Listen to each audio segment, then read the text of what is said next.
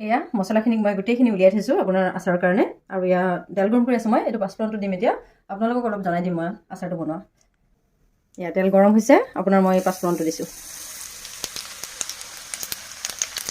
এইখিনি মই 2 দিন ৰ'দত দিলোঁ তেল দি পেলাই। তাৰপিছত এতিয়া মই কমপ্লিট কৰিম আৰু এইখিনি আচাৰখিনি। ইয়াতে মই আদা অলপ দিম এতিয়া। আদা আপোনালোকে যিমান দিব পাৰে আৰু ধৰক পৰিমাণটো চাই ল'ব কিমানখিনি আচাৰ আছে। মই 3 চামুচ দিলোঁ। এইটো ধনিয়া গুড়া দেই,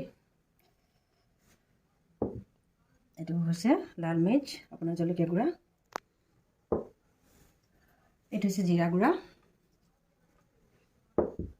আৰু এইটো হৈছে হালধি। আপোনালোকে যিমানটো দিব পাৰে আৰু ধৰক পৰিমাণটো চাই ল'ব। আৰু এইটো হৈছে আপোনাৰ নিমখ। মই নিমখ অলপ আগতে দি থোৱা আছে বাৰু।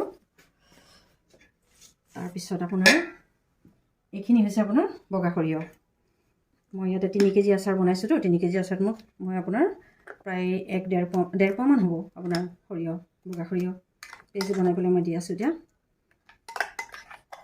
আচাৰৰ পৰিমাণ চাই পেলাই আপোনালোকে সৰিয়হটো দিব পাৰিব, বগা সৰিয়হটো।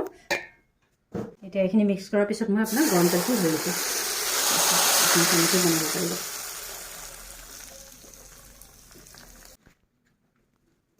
ইয়াত অলপমান মই ভিনেগাৰ দি দিলোঁ।